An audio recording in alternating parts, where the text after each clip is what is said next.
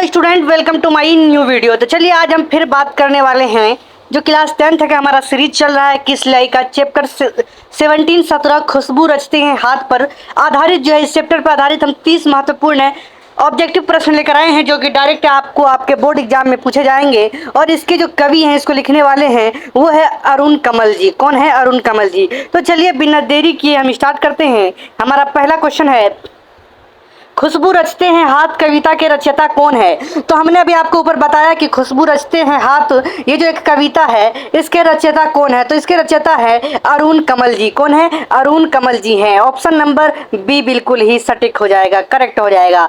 चलिए अगला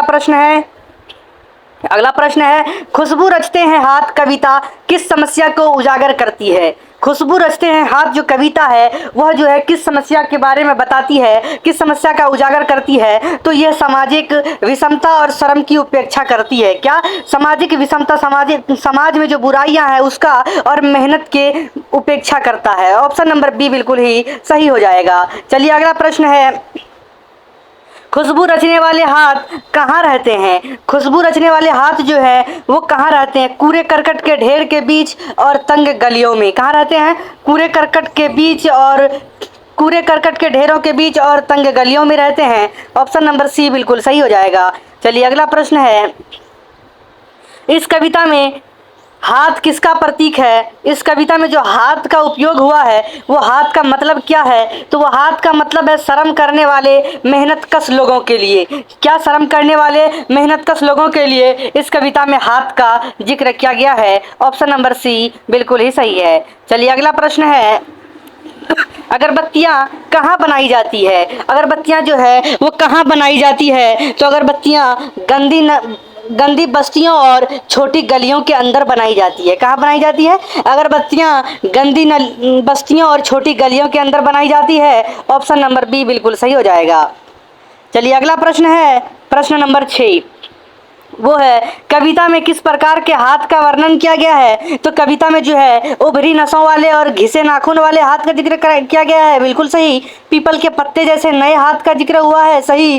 गंदे और कटे पिटे हाथ का जिक्र हुआ है। बिल्कुल सही। तो इसमें हो जाएगा उपयुक्त सभी। ऑप्शन नंबर डी बिल्कुल ही करेक्ट हो जाएगा। तो चलिए आपका अगला प्रश्न है, प्रश्न नंबर 7, वो है पीपल के पत्ते से नए नए हाथ, यहाँ किसके हाथ की बात हो रही है?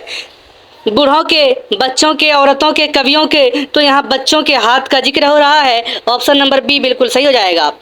चलिए अगला प्रश्न है, दुनिया के सबसे प्रसिद्ध अगरबत्तियां कौन बनाते हैं? तो दुनिया के सबसे प्रसिद्ध अगरबत्तियां जो है वही लोग बनाते हैं जो खुद बदबूदार और गंदी बस्तियों में रहते हैं।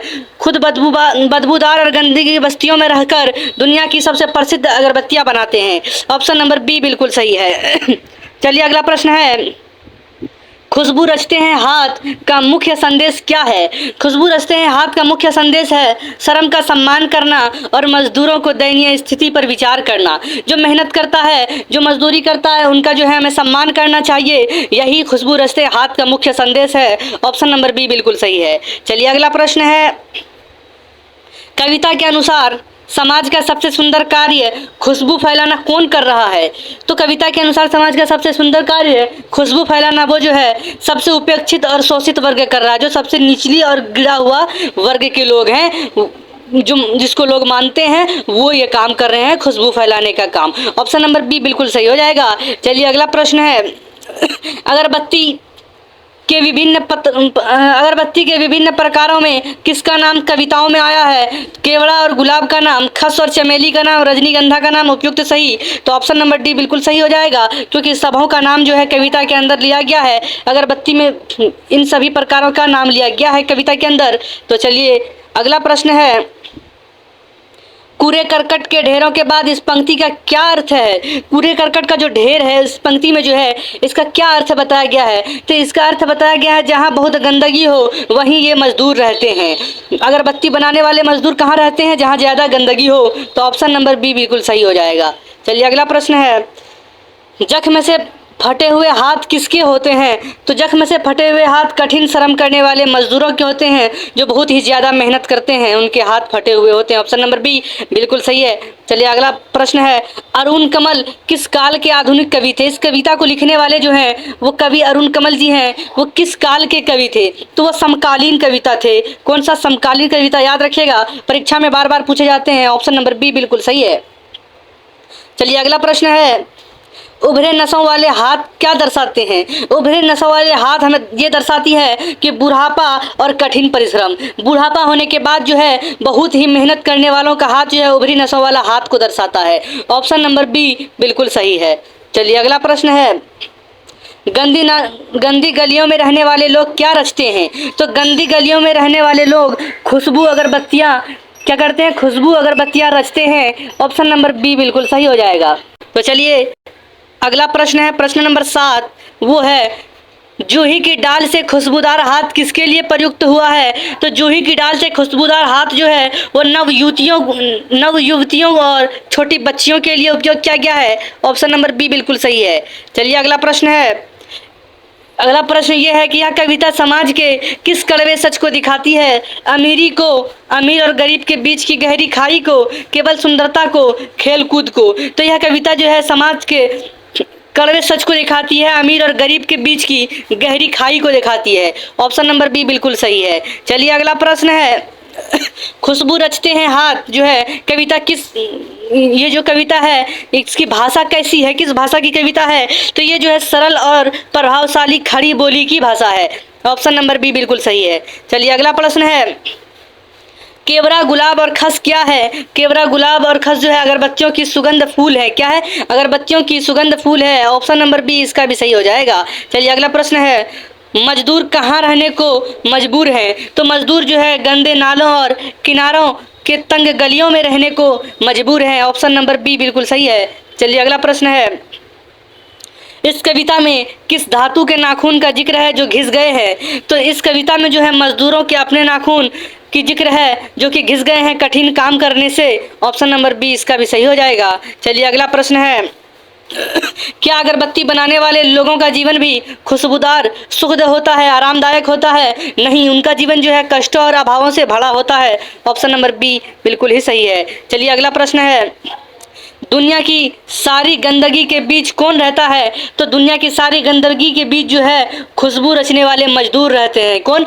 खुशबू रचने वाले मजदूर जो है सारी गंदगियों के बीच रहने के बाद हम दुनिया को जो है वो खुशबू देते हैं। ऑप्शन नंबर बी बिल्कुल इनका भी सही हो जाएगा। चलिए अगला प्रश्न है, अरुण कमल जी का जन्म किस राज्य में हुआ था? तो अरुण कमल जी का जो जन्म हुआ था वो बिहार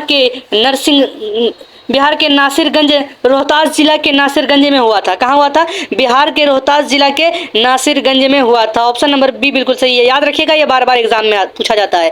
चलिए अगला प्रश्न है, कविता के अनुसार खुशबूदार हाथों की स्थिति कैसी है? तो कविता के अनुसार खुशबूदार हाथों की स्थिति ये है कि वे अत्यंत दयनीय और उपेक्षित है। क्या है? वो अत्यंत दयनीय और उपेक्षित है। ऑप्शन नंबर बी बिल्कुल सही है।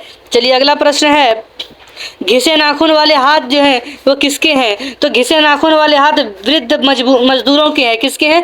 वृद्ध जो बूढ़ा मजदूर है उनके जो है घिसे हुए नाखून वाले हाथ हैं। ऑप्शन नंबर बी बिल्कुल सही हो जाएगा। चलिए अगला प्रश्न है, खुशबू रचते हैं हाथ कैसी कविता है? तो खुशबू रचते हैं हाथ जो ये कविता है ये प्रगतिशील सामाजिक यथार्थवादी है। कौन सी है? प्रगतिशील सामाजिक यथार्थवादी कविता है। ऑप्शन नंबर बी बिल्कुल सही हो जाएगा। चलिए अगला प्रश्न है, प्रश्न नंबर 29, वो है अगरबत्ती बनाने का काम कैसा होता है? तो अगरबत्ती बनाने का काम बारीक और श्रमसाध्य होता है।